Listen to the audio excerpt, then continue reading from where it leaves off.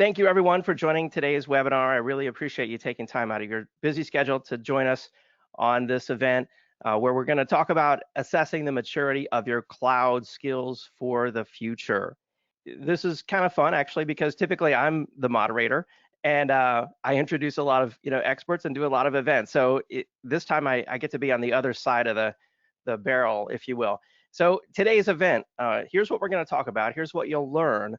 Just a brief introduction on who I am and a little bit of my background. I don't want this to be about me, but I do want to share my experience in learning and where I've come from and where I've gotten to and where I plan to go, because that's kind of what this event is about. It's about you and your skills and where you've come from, what your foundational knowledge is, and where you are now and where you plan to go for the future.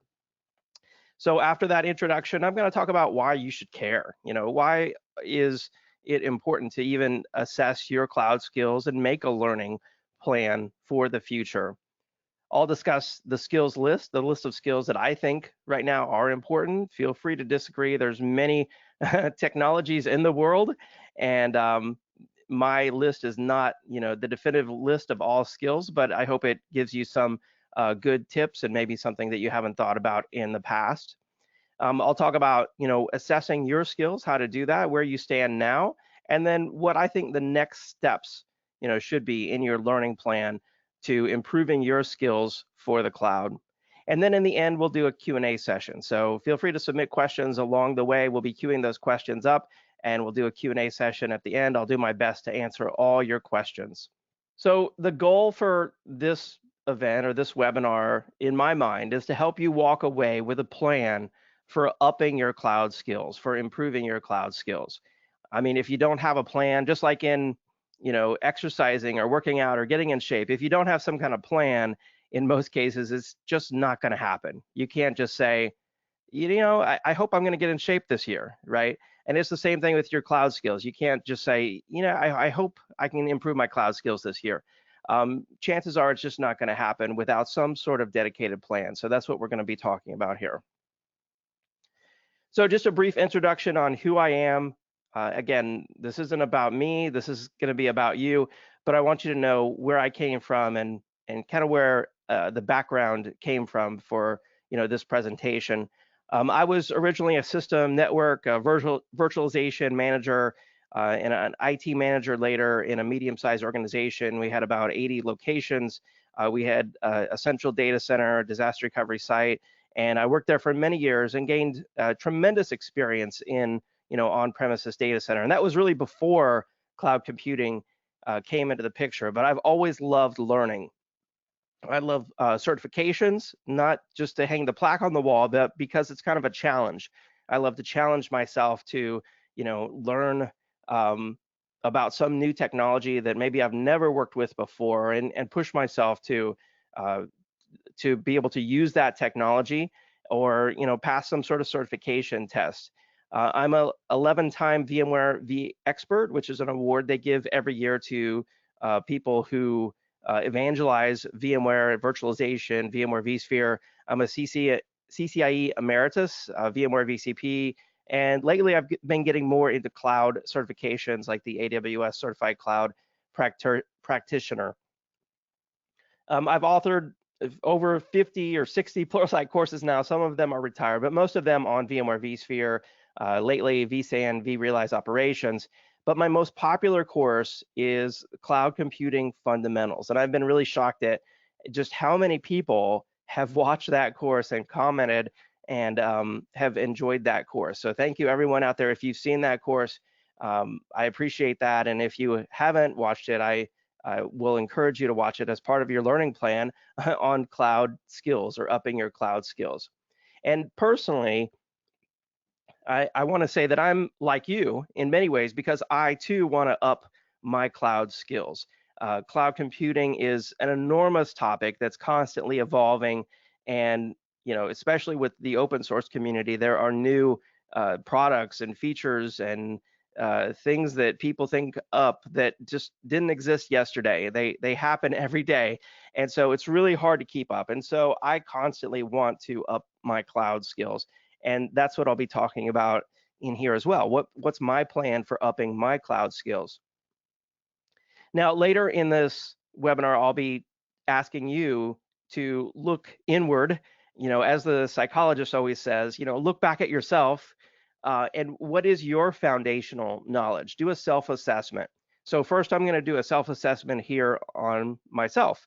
So my foundational knowledge, I have decent Linux, Unix, BSD, some basic scripting knowledge that I got through the years of working with Sun OS, IBM AIX, Unix, and also Windows Server Administration knowledge.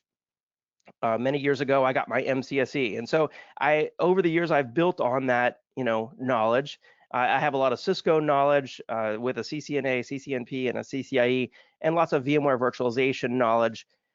Through working in a data center and with networks, I have troubleshooting and performance knowledge, and experience running an on-premises data center, knowledge of data protection, disaster recovery, security, networking, WAN networking, thin client computing.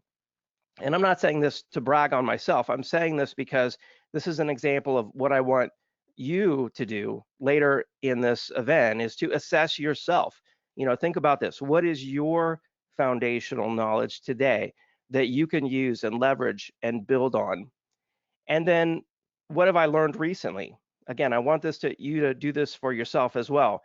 Recently, I've learned a lot about Docker containers through creating some video training courses on Docker. I've learned about Windows containers from creating courses on those and spending a lot of time using them. AWS Cloud Fundamentals, VMware Cloud on AWS, and VMware vRealize Operations. So these are the topics I've been working with lately. And so think about this, from your own perspective. What have you been learning about lately? Where have you been improving your knowledge? And then what do I plan to learn in the future? So I'd like to get my Docker Certified Associate. By taking that exam, I'd like to get my Certified Kubernetes Administrator certification by taking that exam. So I need to spend a lot more time with Docker containers and with Kubernetes container orchestration. I'd also like to get my AWS SysOps Administrator Associate certification. So I'm going to have to spend a lot more time with AWS. I need to improve my coding skills because that's an important part of cloud native applications, really, is being able to automate and script and to understand, basic coding concepts, maybe even do a little bit of basic coding yourself. And then because I continue to create courses for Pluralsight around VMware vSphere, I need to learn the next version of VMware vSphere and VMware's software-defined networking, and also what VMware is doing with cloud. They have their own Kubernetes distribution where you can run Kubernetes on VMware vSphere, and I need to spend some time learning more about that as well. So it all kind of comes back to cloud skills, of some shape or kind. So I want to point out here, I don't profess to be a cloud guru. I'm not ever going to say, ever going to say I know everything about cloud computing. I'm some super cloud architect guru guy. But I do profess to be a guru on cloud skills assessment and on learning plans and learning assessment, in general. And that's what I hope to help you with, in this webinar. So why should you care? Why should you care about cloud skills at all? Maybe you work as a network admin or a storage admin or a server admin, and maybe there's somebody else that does cloud, or maybe your company's not doing anything with the cloud at this point and you don't plan to at all, and that's fine. But I really think that you should be paying attention to what's happening with cloud computing and should invest some time in upping your cloud skills for the future. According to Gartner here, by 2022, $331 billion will be spent in the cloud services market. And so companies are spending more and more on cloud in some shape. Could be software as a service, could be infrastructure as a service, platform as a service, could be just data storage for disaster recovery or backup as a service. But they're investing more into cloud. And so it makes sense, in my opinion, that we as IT professionals need to spend more time investing our own learning time on the topic of cloud. I mean, another example here, Amazon, of course, is just taking the cloud market away with AWS. Revenue up 41%, subscriptions up 40%. I think they have more revenue than all the other cloud companies combined. So just incredible numbers, 59 billion in quarter 1 of just this year. And if the spending on cloud isn't meaningful to you, I actually spend a fair amount of time every so often looking at job ads. And to me, one of the coolest jobs that I see out there when it comes to cloud computing is the SRE, the Site Reliability Engineer. I mean, this is a job title that I'd never heard of, before maybe last year. And now this is one of the most popular, cloud related job titles is the SRE, the Site Reliability Engineer. And so if you look at, job ads for cloud architects and cloud engineers and site reliability engineers, they all have a few things in common. They have scripting of some kind, Bash, in this example, Bash, Python, Go, Ruby. They have container orchestration of some kind in there. In this one, it says Kubernetes, Mesos, DCOS, or Docker Swarm. They have infrastructure configuration and automation of some kind in there. This one says Terraform, Puppet, Ansible, Chef, and Fabric.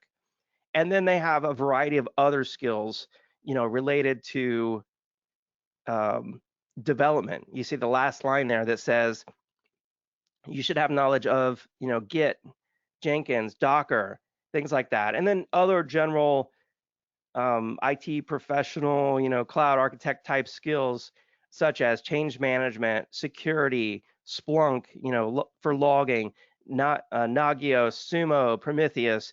These are and Elk. These are all kind of logging analytics type tools there. And I enjoy looking at a variety of different job ads for site reliability engineers or cloud architects to try to find out what skills are most popular.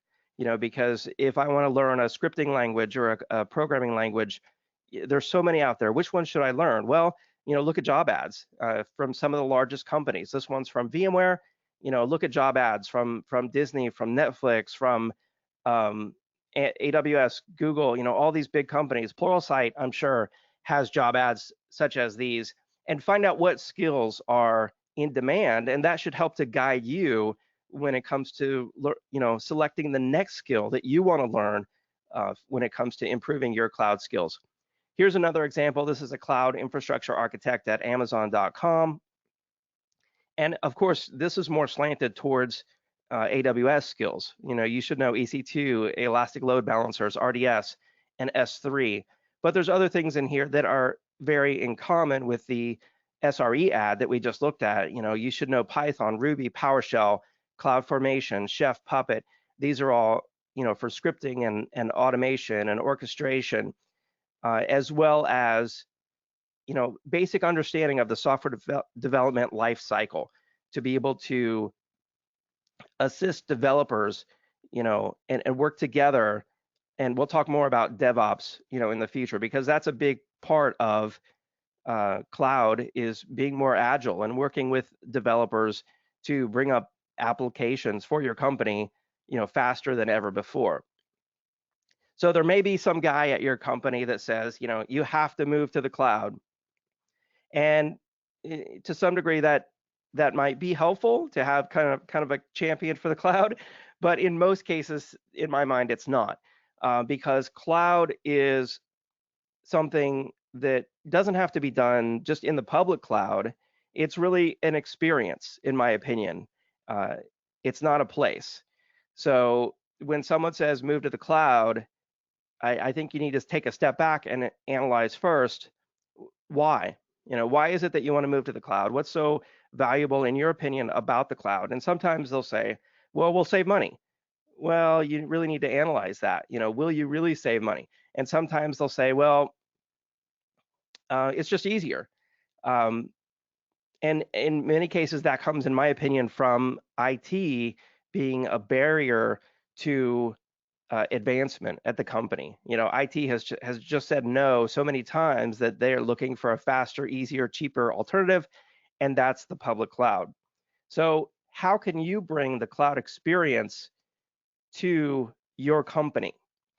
Because you want to be an enabler of technology, but that doesn't always have to mean the public cloud. And so I know I'm taking a little detour here before we talk about cloud skills, but I wanted to point out that when I say cloud skills, you don't always have to immediately think AWS. Okay, we're going to move everything to AWS. To me, the cloud experience is something that you can do on premises. You can do with multiple public clouds, yes, but you can also do on premises with your own IT infrastructure. And maybe that will prevent that like CEO person who sees an ad for the public cloud in the Wall Street Journal from coming in and telling you move everything to the cloud. So how can you provide the cloud experience on site or on premises? Well, the cloud experience is utility-based, consumption-based pricing, orchestration, automation, self-service, on-demand services for applications, scalability, agility, efficiency, and it really gives the company the application that they need when they need it, almost on demand. With cloud, you get a yes to innovation, you get a yes to new technology, you get a yes to affordability, and a yes to things, that just work right the first time. That's kind of the cloud experience that people are looking for, when the CEO says, hey, we should move everything to the cloud.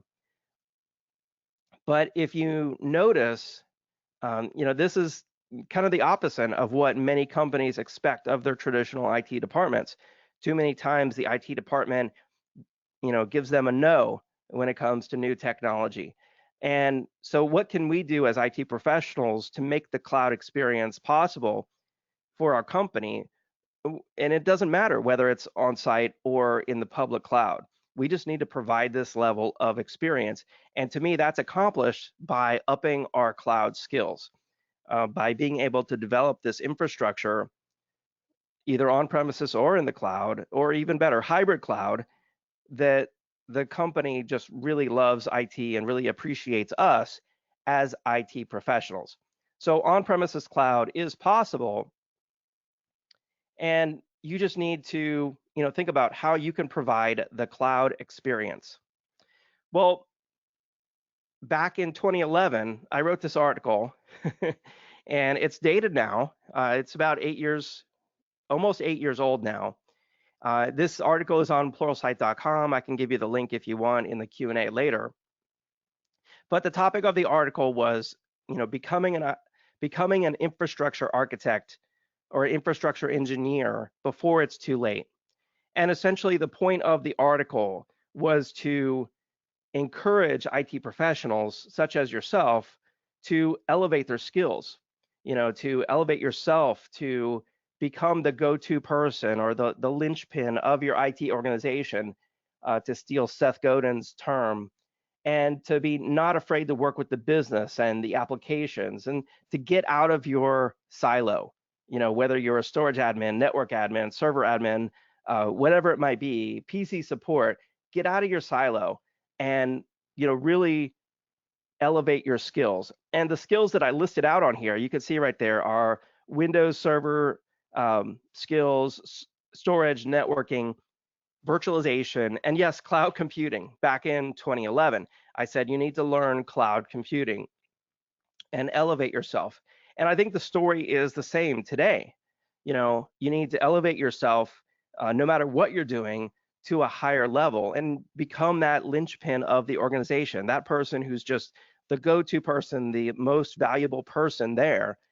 That's your goal. And to provide the cloud experience where you can say yes, to new technology, to new innovation. But you're going to have the skills and the right infrastructure, to back it up. And maybe that infrastructure is the public cloud. I'm not saying that it's not, but you're going to have the skills to be able to use that public cloud correctly. So what are the skills? In my opinion, of course, there's many skills that you can develop, but here's my list. In fact, this is my personal list. So your personal list might be different. But when I think of developing cloud skills, this is, my personal list. So first off, and I know this might not be considered a skill, but it's to develop a new mindset. You know, you need to really think outside of the traditional IT, very rigid box, and think about how you can make technology, new technology, new applications possible at your company quickly, easily, efficiently.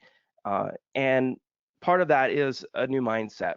And as part of the mindset, it could be that, hey, we're going to leverage public cloud, and that's awesome. But even if you are leveraging public cloud, like I said, you need the skills, in a specific cloud that you're going to leverage, and they're all very different. AWS, Azure, Google, GCP, whatever public cloud you select, VMware Cloud on AWS, they all work very differently, and you're going to have to develop your skills in that public cloud.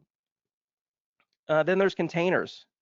Docker has really become kind of the leader in container technology, and so I would recommend Docker, of course, learning more about Docker containers. Excuse me. And then orchestration, and it could be container orchestration like Kubernetes. And then, of course, there's other forms of automation and orchestration tools like Ansible, Terraform, Chef, Puppet. And keep in mind that cloud native applications, work very differently than traditional physical servers or virtual machines. It's all about efficiency, flexibility, scalability. And as part of that, you're going to need some sort of coding or scripting knowledge. And we saw that back in the job ads, right? Knowledge of Go, Ruby, Python. And then DevOps. And that really kind of comes back to the mindset. I think the DevOps mindset and DevOps skills, they all kind of go together when it comes to upping your cloud skills. And if you haven't read the Phoenix Project, even if you listen to the audiobook, I highly recommend it. You're missing out when it comes to thinking about cloud and this new mindset and applying DevOps to your company. So I highly recommend that book, the Phoenix Project by Gene Kim. Very good book. It's kind of the foundational must-read book for anything DevOps. And from there, I think the cloud native and new cloud skill mindset that we're talking about will become much more visible. So that's my kind of personal list of cloud skills that I want to develop, and I recommend you at least consider some of those if you're wanting to up your cloud skills. But before you do that, before you get started, you first need to think about, where do you stand? Where are you today? And that's why I shared with you my list at the start of the event here, where I stand right now and where do I want to go?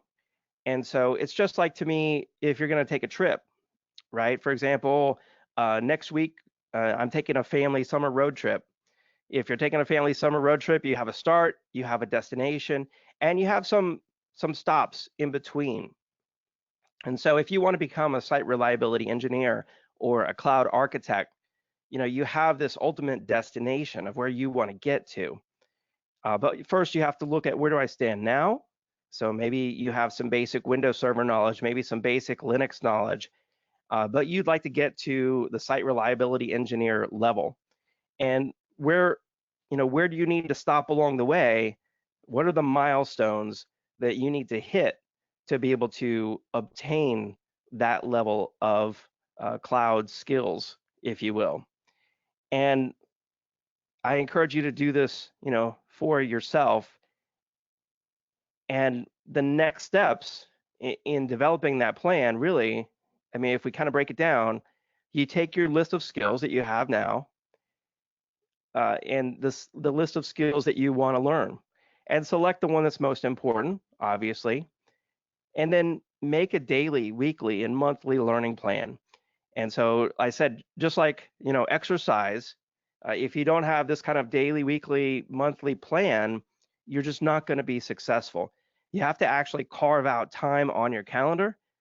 Yes, make an appointment for yourself to prepare, to learn, and execute this learning plan that you've developed. And set realistic goals. We have the SMART goal acronym, which is what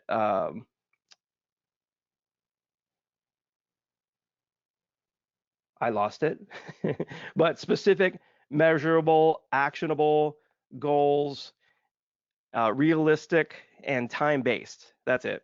I pulled that from memory. So your goals need to be specific. So for example, I want to learn Kubernetes, okay?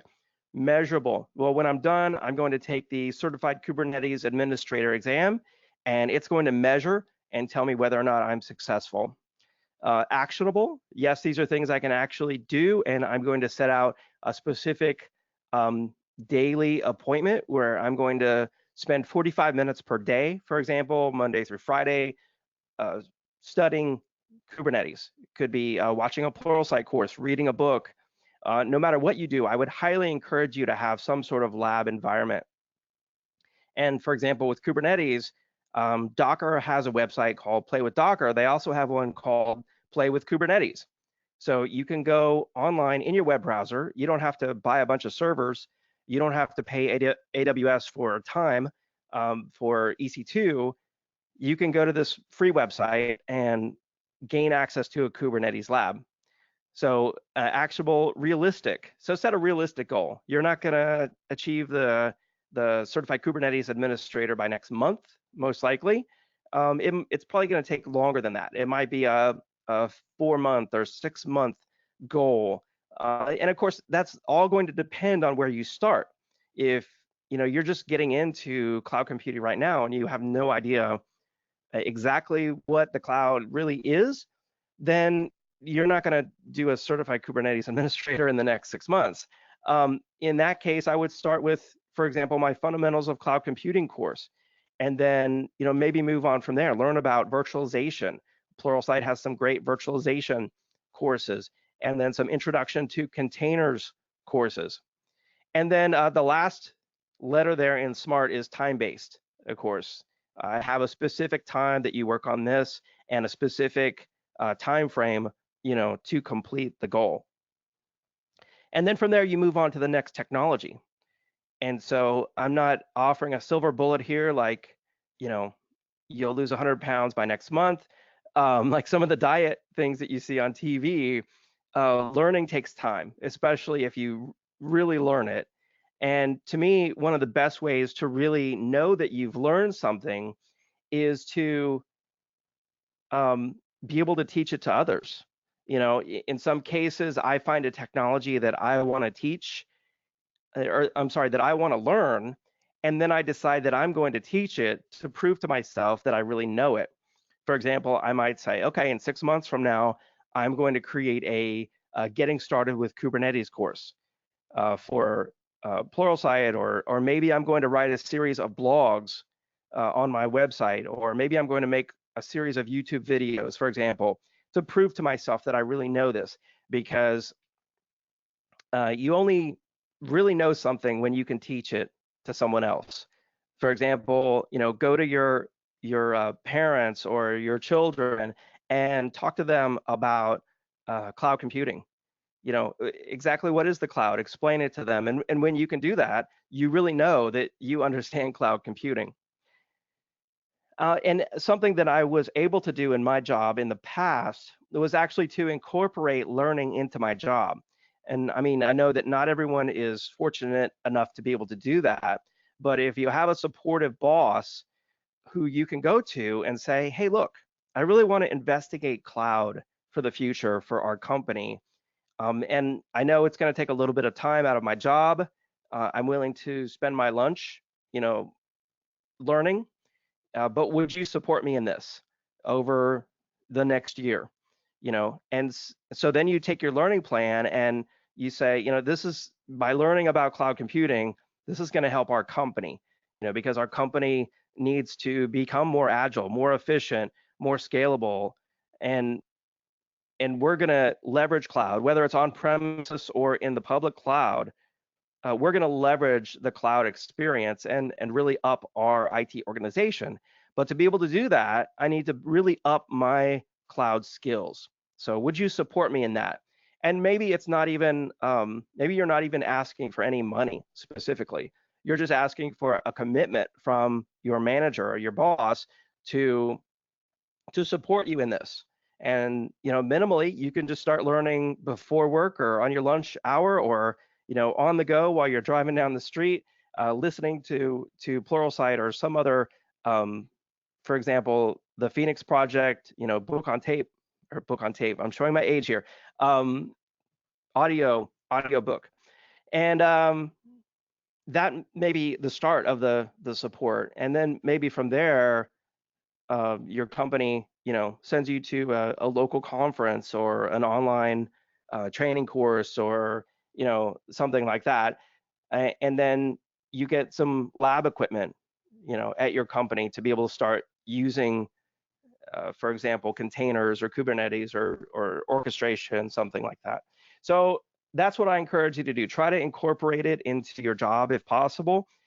And I know that's not always possible, but it is always possible to teach it to others, for example, through a series of blogs, or just talk to your fellow coworkers about this technology. Offer a free brown bag lunch course on Friday for cloud skills to show what you've learned.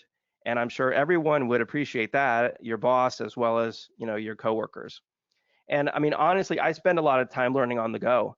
In my car, I've got a magnetic mount for my phone where I put it on the dash, and Bluetooth in the car, and I play Pluralsight training and YouTube videos related to cloud technologies while I'm driving. And I try not to ever look at the screen, of course, that would be dangerous, don't do that. But just listening to it really helps to improve my knowledge. And so that's my take on cloud skills and developing a learning plan. I know we're going to jump into Q&A here in just a moment.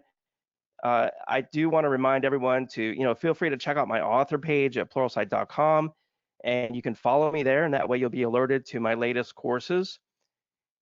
It's at app.pluralsight.com, and there's the author pages there. Just look up David Davis. Of course, follow me on Twitter. I'm constantly tweeting about cloud computing and new training courses, and then on LinkedIn as well, where I am David M. Davis. So I know we're going to do some Q&A here. Daniel, looks like we have some questions coming in. Let me bring up the questions here. So the first one, it says, is there a learning path that we can follow on Pluralsight? And actually, that's a good question, Marie. Thank you very much. I actually had planned to jump over here, and I just wanted to show you what I do on pluralsight.com. When I want to learn a new skill, it says, what do you want to learn right here at the top? For example, you can put in cloud computing and click on cloud computing there. And yes, there are learning paths. So if you click on paths right here, you can see there are 3 learning paths there for cloud computing. There isn't a just cloud fundamentals kind of learning path, but what you can do is you can easily make your own. So for example, here's my fundamentals of cloud computing training course right here. You can click on the 3 little buttons there. You can create a new channel and just make your own. So I'm going to call this cloud skills. I'll click plus on that, and it added it to the cloud skills learning path. And then maybe I want to add one of these other ones, like cloud computing in the big picture. We can add that to cloud skills. I'm not sure why it didn't show up. Let's do a quick refresh here. There we go.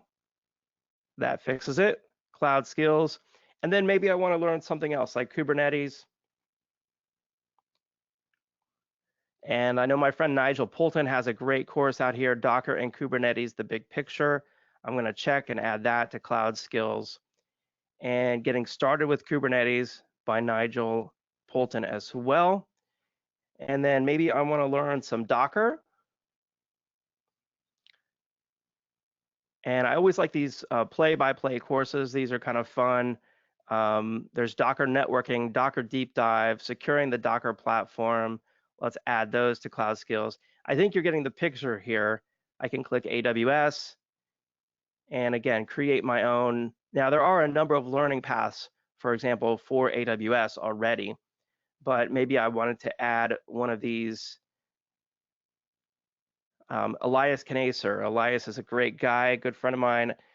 AWS Fundamentals for System Administrators. I'm going to add that to my cloud skills learning path as well. And then, so we're going to go into paths. Actually, sorry, we're going to go into channels. That's what we created, our own channel. I was calling it a path. Paths are created by Pluralsight. Channels are created by your own skills that you want to learn. And then here we go. We have our own learning path with the courses that we just added. And then you can go through and watch these courses and even share this learning path. In fact, I can put this, copy this and share it back there with Marie. And I'll just share it with everyone while I do that. Send to all. There we go. So I just shared a cloud skills channel with you. I was calling it a learning path, but it's a channel. All right, next question here. Charles is asking, I'm a self-taught iOS developer looking to make myself more appealing to a broader range of employers. What should my first step be towards the cloud? I'm currently learning Vapor, a server-side framework. I mean, I'm not a developer, but I would, think that developers would want to be able to leverage, something like AWS or Azure to bring up applications, much more quicker. So to be able to take your code that you create and simply, send it up to the cloud and, bring up applications faster and bring up applications that, perhaps aren't just simple, but, complex multi-tiered applications that are highly available and distributed across, around the world kind of thing. That's to me what developers are being are able to do, with the cloud and leverage things. I mean, I didn't even talk about serverless, serverless computing. For example, AWS Lambda, where I can simply inject functions and only pay for the specific functions that I run. And I know a lot of developers are leveraging serverless to make themselves, much more, agile or powerful or, whatever you want to call it, to be able to do some really incredible things that they couldn't do in the past. So I hope that helps, Charles. Feel free to email me or reach out to me on LinkedIn or Twitter, and I'm glad to help more if I can. Next question here. Marie was commenting, I wonder more about stacking skills. So yeah, stacking skills. And I think what you mean there is kind of what I've done here with the learning path. I would start with something fundamental like we've done here, fundamentals, big picture courses, big picture, getting started. And then from there, you can move into more, deep dive type topics. So I hope that helps, and I hope that's what you mean by stacking skills. Another question here, Keith is asking, with all the scripting languages, how do we know where to start? Just start with one or a couple?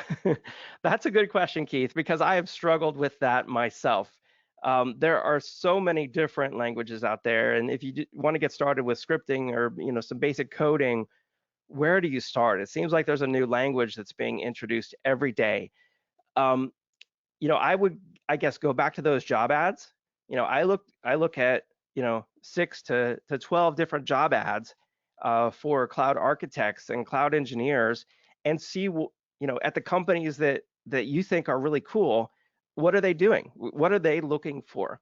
I see a lot of Python, Go, and Bash, to be honest with you.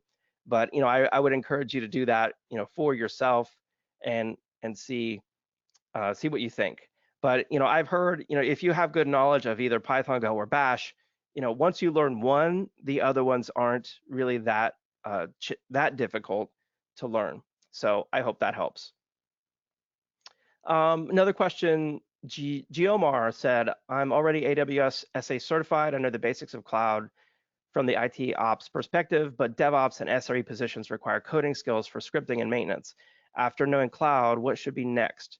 Scripting containers, Kubernetes, and so on, or what do you recommend? Great question, great question. And that's, I think, a little bit of kind of what I talked about, today. So you start with what you have. You have good cloud skills already. That's awesome. That's a great foundation. And to be honest, I'm a little bit in the same boat with you. I have good cloud foundational knowledge, I feel like, but the coding, scripting, and containers, those are all, relatively new. So, I would start with Docker and Kubernetes, kind of like I have on the screen here. Docker and Kubernetes, because that's really how you're going to run the applications in the cloud, and those SRE and DevOps positions, that's how they're running their applications. They're containerized with Docker, and in many cases they're using Kubernetes. Although I know that's not the only orchestrator. That's just one that I've taken interest in of late. And then when it comes to scripting, I guess I would go back to either Go, Python, or Bash, and just jump into one of them. Start learning with a kind of a getting started course. And for example, if we put Python in here in Pluralsight, and maybe get started with a Python fundamentals or a Python getting started, type course. So I hope that helps. And I will be watching the same types of courses with you. And there are even, learning paths here, for example, for learning Python. So I hope that helps. And it looks like that's all the time we have for questions. Daniel, I'll hand it back to you. Awesome. Thank you so much for that excellent presentation. Now, you've covered so much great material today. I just wanted to give you the chance to maybe share one final thought or takeaway with the audience before we hop off. Yeah, absolutely. I would say, don't miss any opportunity to elevate yourself. Keep pushing yourself. I know it's not easy. It's easier to just, binge watch Netflix or something like that in the evenings. But don't miss a chance to elevate yourself, in the car, in the evenings, at your lunch break, whatever it might be. Just keep pushing yourself to elevate your cloud skills or elevate your technology skills in general, because once you get started with it, see how exciting it can be and how good it can be, for your career and for your company as well.